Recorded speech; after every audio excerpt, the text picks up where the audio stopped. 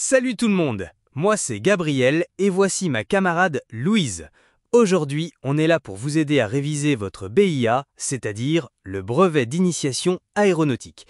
Et plus précisément, on va parler de l'histoire et de la culture de l'aéronautique. Salut à tous. Comme l'a dit Gabriel, on va plonger ensemble dans l'univers de l'aéronautique en discutant à deux. On a préparé pas mal de choses et on va partager avec vous ce qu'on a découvert. Dans l'histoire de l'aviation, il faut savoir que certains avions ont été conçus pour une raison bien particulière. Pas pour la production en série, non, mais bien pour tester des idées nouvelles, des concepts révolutionnaires et des technologies futuristes. Ces avions expérimentaux ont été de véritables laboratoires volants, repoussant sans cesse les limites de ce que nous pensions possible. Nous allons donc plonger dans l'univers de ces avions expérimentaux. Des avions supersoniques qui ont franchi le mur du son, jusqu'aux conceptions radicales qui ont complètement redéfini les standards de vitesse, de sécurité et d'efficacité. Il est important de comprendre que ces prototypes n'ont pas seulement changé la manière dont les avions sont conçus aujourd'hui. Ils ont aussi, et c'est crucial, ouvert la voie aux avions militaires furtifs et même aux vaisseaux spatiaux réutilisables. Je vous invite à découvrir avec moi ces machines audacieuses qui ont non seulement changé le visage de l'aéronautique, mais qui ont aussi et surtout inspiré les innovations de demain. Aujourd'hui, on se penche sur une liste d'avions expérimentaux qui ont vraiment marqué l'histoire de l'aviation. Ce sont des machines qui ont repoussé les limites de ce qui était considéré comme possible à leur époque. Oui, et on commence logiquement par le tout début avec le Wright Flyer en 1903. C'est le premier avion motorisé et contrôlé à voler. C'est vraiment le point de départ de tout. Exactement. Conçu par les frères Wright, ce qui est crucial ici, c'est le mot « contrôlé ». D'autres engins avaient peut-être réussi à décoller brièvement, mais le Flyer était le premier à pouvoir être véritablement piloté sur ces trois axes. C'est ça, le tangage, le roulis et le lacet. C'est ce qui a transformé un simple saut motorisé en un véritable vol. C'est la naissance de l'avion tel qu'on le conçoit, un saut technologique fondamental. On fait ensuite un bond de quelques décennies pour arriver en 1939, avec le Heinkel HE-178. Il est présenté comme le premier avion véritable à réaction à voler.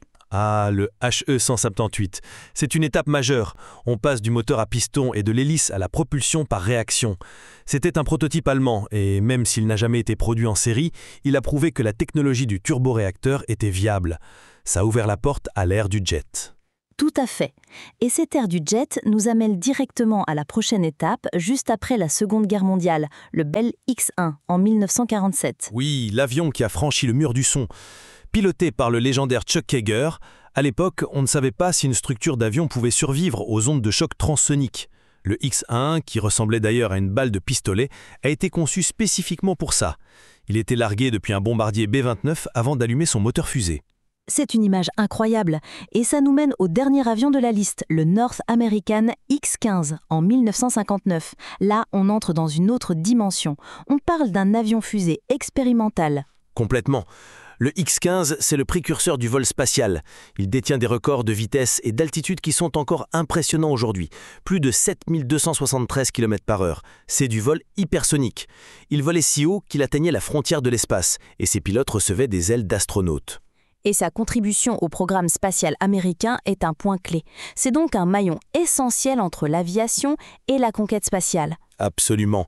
Il a permis de tester des matériaux, des systèmes de contrôle pour la rentrée atmosphérique, des combinaisons spatiales. Beaucoup de données du programme X-15 ont été directement utilisées pour les programmes Mercury, Gemini et même la navette spatiale. Donc, pour résumer, cette liste nous montre une progression fascinante. On part du premier vol contrôlé, on invente la propulsion à réaction, on dépasse la vitesse du son et on finit par toucher les limites de l'atmosphère pour préparer le vol spatial. C'est exactement ça. Chacun de ces avions n'était pas juste une machine, mais un programme de recherche à lui tout seul, qui a ouvert un nouveau chapitre de l'exploration et de la technologie aéronautique. Des jalons absolument emblématiques. Aujourd'hui, on se penche sur un document qui liste deux avions expérimentaux assez fascinants des années 40. On a d'un côté le Hughes H-4 Hercules, surnommé le Spruce Goose, et de l'autre le René-le-Duc SO-6020, un avion à statoréacteur. Oui, deux projets radicalement différents, mais qui illustrent bien l'effervescence technologique de l'époque. L'un est un monstre de bois, l'autre est un pionnier de la très haute vitesse. C'est un contraste intéressant. Commençons par le Hughes H-4 Hercules. Le document le décrit comme le plus grand hydravion en bois jamais construit. C'est vraiment ça qu'il définit, sa taille et son matériau. Absolument. Il faut se remettre dans le contexte de la Seconde Guerre mondiale. L'aluminium était une ressource stratégique. Donc, l'idée de construire un immense avion de transport en bois était une solution pour contourner cette pénurie. Son but était de transporter des troupes et du matériel à travers l'Atlantique à l'abri des sous-marins allemands. Et c'est devenu un projet emblématique, presque mythique, mené par le milliardaire Howard Hughes. Pourtant, il n'a volé qu'une seule fois et très brièvement. C'est exact. Le vol a eu lieu en 1947. Hughes était lui-même aux commandes. L'avion a décollé, a volé sur environ 1,5 km à très basse altitude, puis à Améry. Ce vol unique a prouvé qu'il pouvait voler, mais le projet, arrivé trop tard pour la guerre, a été abandonné. Aujourd'hui, c'est une pièce de musée. Passons maintenant à l'autre appareil, le René-le-Duc SO-6020. Le document le présente comme le premier avion propulsé entièrement par statoréacteur.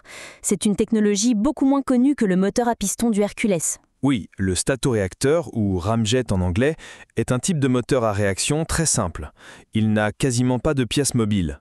En gros, il utilise la vitesse de l'avion pour comprimer l'air qui entre, puis on y injecte du carburant et on l'enflamme. La détente des gaz chauds vers l'arrière produit la poussée. D'accord, mais s'il a besoin de vitesse pour fonctionner, comment décolle-t-il ? C'est le point clé. Un statoréacteur ne peut pas fonctionner à l'arrêt.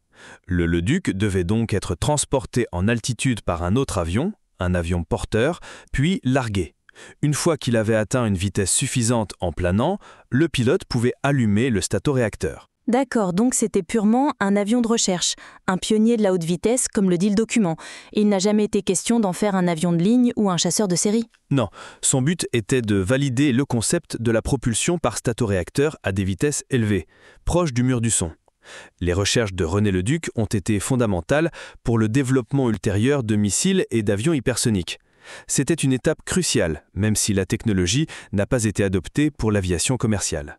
Pour résumer, on a donc deux visions de l'aviation expérimentale des années 40. D'un côté, le gigantisme avec le Hughes H4 Hercules qui pousse à l'extrême une technologie existante dans des dimensions inédites. Et de l'autre, avec le Leduc, une rupture technologique complète qui ouvre la voie à l'ère du vol supersonique. Ces deux appareils, bien que n'ayant pas eu de carrière opérationnelle, sont des témoins parfaits de l'audace et de l'innovation de cette période charnière de l'histoire de l'aviation. Alors, aujourd'hui, on se penche sur un document qui aborde deux avions expérimentaux assez fascinants. On a d'un côté le NASA X-43 et de l'autre le fameux Lockheed SR-71 Blackbird. Ah oui, deux légendes de l'aviation, mais pour des raisons très différentes. L'un est un recordman de vitesse pure et l'autre est un véritable mythe de la guerre froide. Exactement. Commençons par le plus récent, si tu veux bien, le X-43. Le document le décrit comme un drone expérimental qui détient le record de vitesse pour un avion à réaction. Un drone, donc sans pilote. Et de quel genre de record parle-t-on ? J'imagine que ça doit être assez élevé. Le chiffre mentionné est d'environ Mach 9,6. Attends, Mach 9,6. C'est colossal. Pour que l'on se rende compte, Mach 1, c'est la vitesse du son. Donc là, on parle de quasiment 10 fois la vitesse du son. Ça correspond à plus de 11 000 km/h. C'est une vitesse difficile à conceptualiser. C'est clair. Et la technologie derrière est la clé. Le X-43 utilisait ce qu'on appelle un scramjet ou statoréacteur à combustion supersonique. C'est un moteur qui, pour simplifier, n'a pas de pièces mobiles complexes comme les turboréacteurs et qui a besoin d'être déjà à très haute vitesse pour s'allumer et fonctionner. D'accord, donc c'est un appareil purement expérimental, conçu uniquement pour tester les limites de la propulsion hypersonique. Pas un avion que l'on verrait en service, mais plutôt un laboratoire volant. C'est tout à fait ça. Maintenant, passons à l'autre appareil, le Lockheed SR-71 Blackbird. Lui, c'était un avion bien opérationnel. Le document le qualifie d'avion de reconnaissance stratégique invincible en vitesse et altitude entre les années 1960 et 1990. Invincible, le mot est fort, mais il est juste pour l'époque. Il volait à plus de Mach 3, donc plus de 3500 km/h, et à des altitudes supérieures à 25 000 mètres.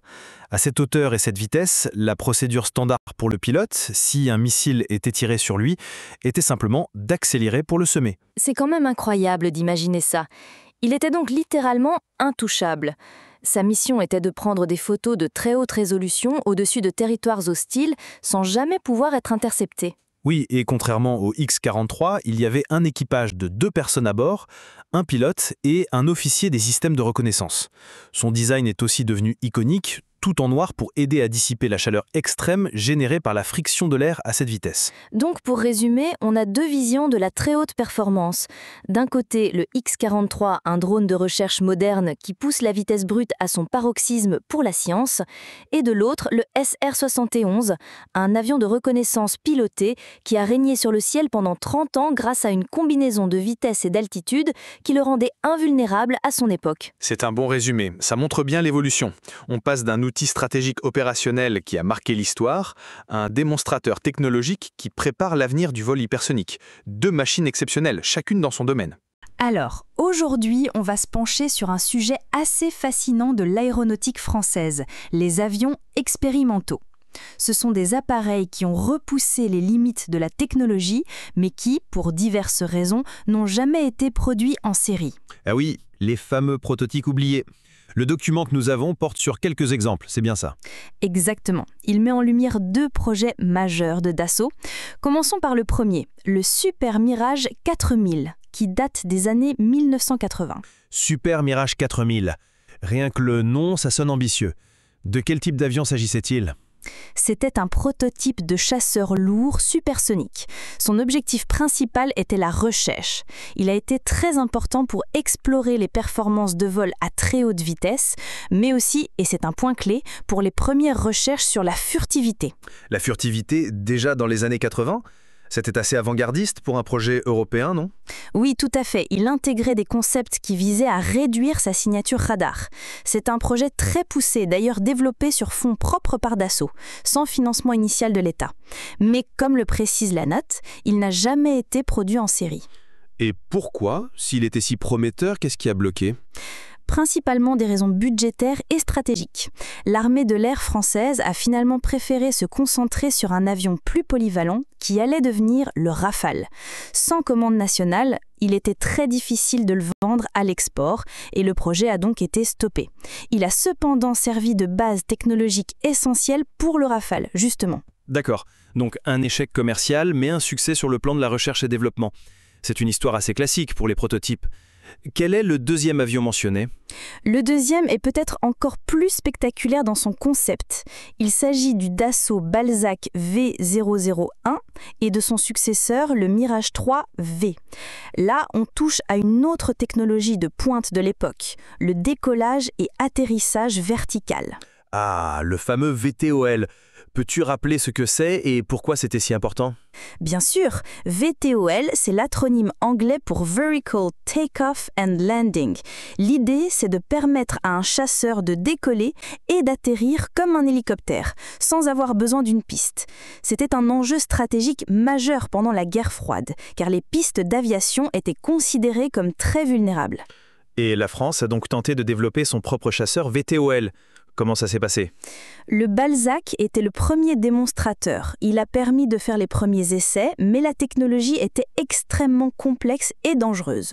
Le Mirage 3 V, qui a suivi, était une tentative plus aboutie, mais il reposait sur une architecture très compliquée.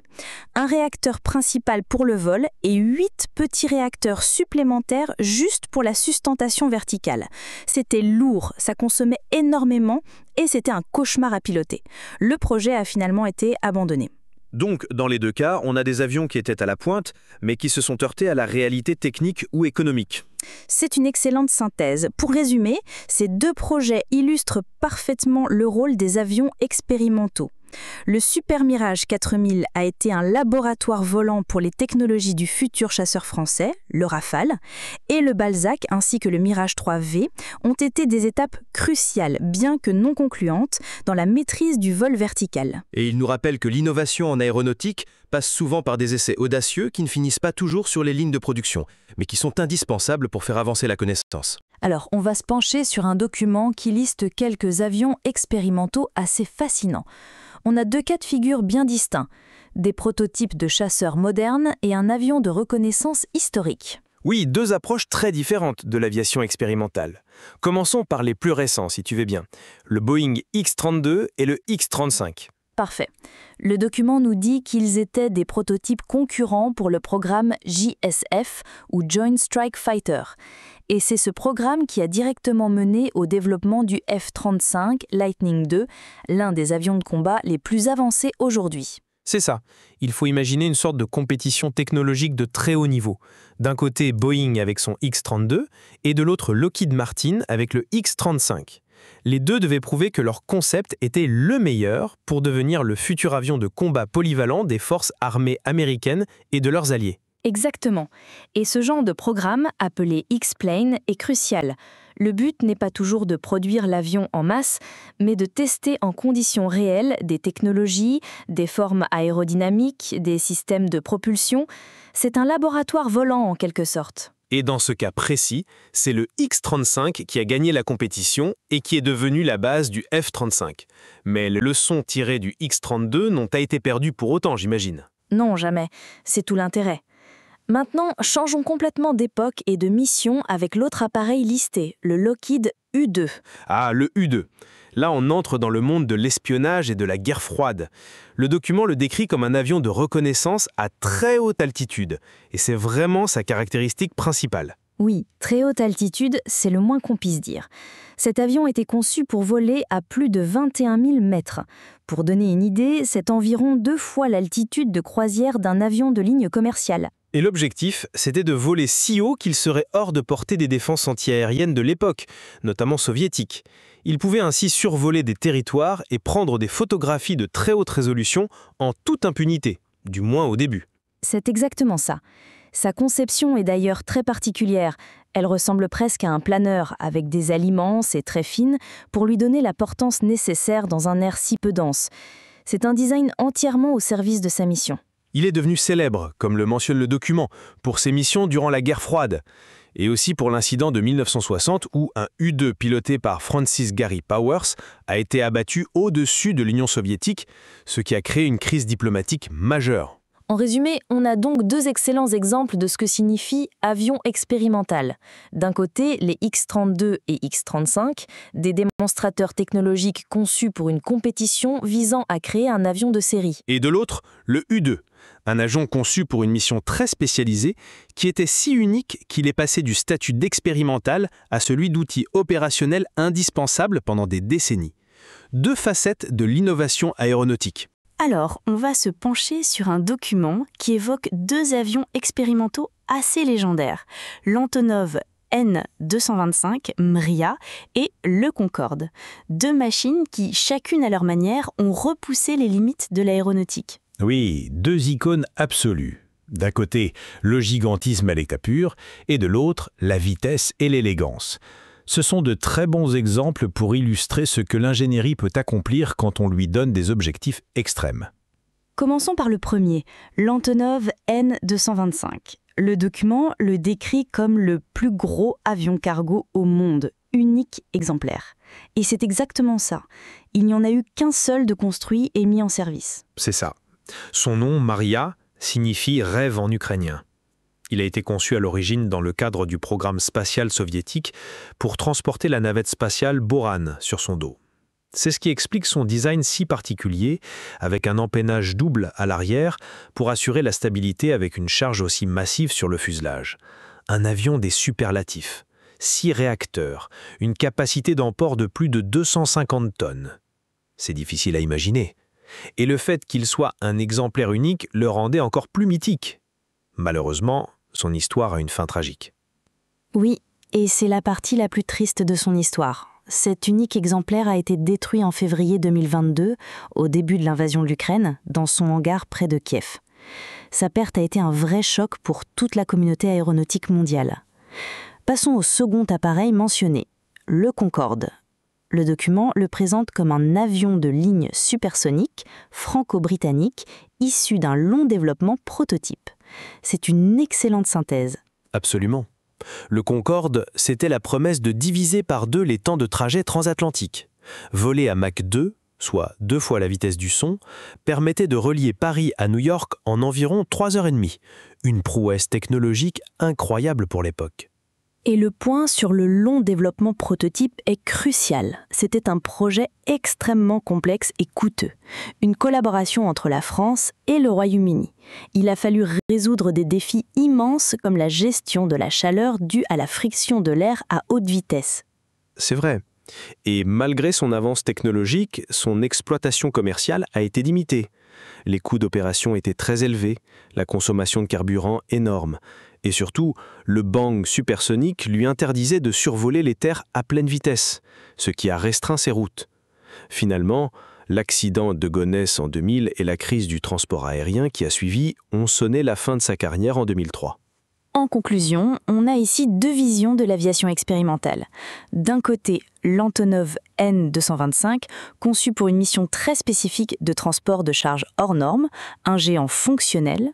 De l'autre, le Concorde, un rêve de vitesse pour le transport de passagers, un symbole de luxe et de modernité. Exactement. Ce sont deux appareils qui ne volent plus, mais dont l'héritage perdure. Ils représentent des pics d'innovation et continuent de fasciner, rappelant une époque où on osait des projets aéronautiques d'une ambition folle. Alors, aujourd'hui, on se penche sur un document qui retrace deux exploits assez incroyables de l'aviation expérimentale à la fin du XXe siècle. Ah oui, une période intéressante pour l'innovation. De quoi s'agit-il exactement? Le premier cas date de 1979. Il s'agit du Gossamer Albatros. Le document nous dit qu'il a traversé la Manche, mais le détail le plus marquant, c'est que c'était un avion à pédales. Un avion à pédales? C'est-à-dire propulsé uniquement par la force humaine? Et il a réussi à traverser la Manche comme ça? Oui, tout à fait. En 2h49. L'appareil était une merveille d'ingénierie ultra-légère, conçue par l'ingénieur Paul McCready. Il était principalement fait de fibres de carbone, de plastique et de mylar, une sorte de film polyester très fin et résistant. L'envergure était immense, mais l'avion lui-même ne pesait qu'environ 32 kg à vide. 32 kilos, c'est incroyable. C'est moins lourd que le pilote, j'imagine. Il fallait être un sacré athlète pour pédaler pendant près de 3 heures sans s'arrêter. Exactement. Le pilote, Brian Allen, était un cycliste et un pilote de deltaplane. L'effort était comparable à une étape de montagne du Tour de France, mais maintenu de façon constante. C'était donc un exploit autant physique que technologique. Et puis quelques années plus tard, on a un autre exploit, mais d'une nature complètement différente. Oui, le document mentionne le Voyager en 1986, piloté par Dick Rutan et Jenna Yeager. Ils ont réalisé le premier tour du monde sans escale et sans ravitaillement. Là, on change complètement d'échelle. Absolument. Le défi n'était plus la source d'énergie minimale, mais l'endurance maximale et l'efficacité énergétique. Le Voyager, conçu par Burt Rutan, le frère du pilote, était en quelque sorte un réservoir volant. Sa structure était très légère, mais au décollage, plus de 70% de sa masse totale était constituée de carburant. C'est une proportion énorme. Et les deux pilotes ont dû vivre dans cet appareil pendant toute la durée du vol. Ça a duré combien de temps ? Le vol a duré 9 jours, 3 minutes et 44 secondes. Et ils ont passé tout ce temps dans un cockpit extrêmement exigu qui n'était pas beaucoup plus grand qu'une cabine téléphonique. C'est une performance humaine et psychologique tout aussi impressionnante que la performance technique de l'avion. C'est clair, c'est fascinant de mettre ces deux exploits en parallèle. D'un côté, la propulsion humaine, l'effort pur et la légèreté extrême. De l'autre, l'optimisation du carburant et l'endurance sur une très longue durée. C'est tout à fait ça. Pour résumer, on a donc le Gossamer Albatros qui, en 1979, a prouvé que le vol à propulsion humaine était viable sur une distance symbolique, et le Voyager qui, en 1986, a redéfini les limites du vol longue distance en bouclant un tour du monde sans s'arrêter une seule fois. Deux exploits qui ont vraiment marqué l'histoire de l'aviation. Ils montrent que l'expérimentation ne se limite pas à la vitesse ou à l'altitude, mais explore aussi des frontières énergétiques et humaines. Une belle démonstration d'ingéniosité et de persévérance. Alors aujourd'hui, on va se pencher sur quelques dates clés de l'aviation expérimentale, plus précisément l'aviation électrique et solaire au milieu des années 2010. On a en fait deux exploits assez marquants qui se sont suivis de près. Oui, 2 années consécutives, 2015 et 2016. Ça montre une accélération assez nette dans ce domaine, non ? Exactement. Commençons par 2015. Cette année-là, 2 avions électriques très différents ont chacun traversé la Manche. L'Ifan d'Airbus et le Prix électrique. La traversée de la Manche, c'est toujours un symbole fort en aviation. On pense forcément à Blériot. Mais là, on parle de propulsion 100% électrique. C'est ça qui est notable. Tout à fait. Et les deux appareils sont fascinants. L'IFAN, c'était un démonstrateur technologique d'Airbus, un petit biplace très profilé conçu pour prouver la viabilité du concept. De l'autre côté, le Cricri, c'est le plus petit bimoteur au monde à la base. Sa version électrique est un projet presque artisanal en comparaison, mais qui a réussi le même exploit. Ça montre que l'innovation venait à la fois des grands groupes et des passionnés. Donc en 2015, on a la preuve que le vol électrique sur une distance symbolique mais significative est possible. C'est une étape importante. C'est une étape cruciale. Et puis, l'année suivante, en 2016, on passe à une échelle complètement différente. Le Solar Impulse 2 boucle son tour du monde. Ah oui, là on ne parle plus de traverser la Manche, on parle de faire le tour de la planète. Et uniquement à l'énergie solaire, si je me souviens bien. C'est bien ça. Uniquement propulsé par l'énergie captée par des milliers de cellules photovoltaïques sur ses immenses ailes. L'avion a volé de jour comme de nuit grâce à des batteries qui stockaient l'énergie. Et les pilotes, bien sûr, étaient André Borschberg et Bertrand Piccard, qui se sont relayés pour les différentes étapes. C'était une aventure humaine et technologique incroyable. L'avion était très lent, non? Et les vols duraient plusieurs jours d'affilée. Ça a dû être une épreuve pour les pilotes. Absolument. Une endurance extrême, le Solar Impulse 2, c'était moins un projet d'avion commercial qu'un symbole. L'objectif était de montrer le potentiel des énergies renouvelables, prouver qu'on pouvait accomplir l'impossible, comme voler sans une seule goutte de carburant. Donc pour résumer, on a en 2015 la validation de la propulsion électrique sur une courte distance et dès 2016, la démonstration de l'endurance extrême de la propulsion solaire à l'échelle mondiale. C'est une excellente synthèse. Ces deux événements, bien que différents dans leurs ambitions, sont des jalons fondamentaux. Ils ont ouvert la voie à de nombreuses recherches actuelles sur l'avion décarboné. En somme, ce ne sont pas juste des dates dans un livre d'histoire, mais de véritables points de départ pour l'aviation de demain. En conclusion, les avions expérimentaux ont joué un rôle clé dans l'évolution de l'aviation moderne. Ces prototypes ont non seulement testé des limites de vitesse, de manœuvrabilité et de technologie de propulsion, mais ils ont aussi ouvert la voie à des innovations décisives qui ont façonné l'aéronautique telle que nous la connaissons aujourd'hui. Il est important de souligner que sans ces machines audacieuses, la recherche en aviation n'aurait pas franchi autant de frontières, de l'aviation supersonique à l'aviation furtive, en passant par les premiers pas vers l'espace. Mais attention, ces avancées n'ont pas seulement eu lieu dans les cieux. En réalité, elles ont préparé le terrain pour une toute nouvelle ère, celle de la conquête spatiale. On pourrait dire que si l'aviation a permis de franchir les frontières de notre atmosphère, l'espace, lui, avec tous ses mystères et ses défis, attendait les pionniers du ciel. Et c'est justement ce que nous verrons dans le prochain épisode.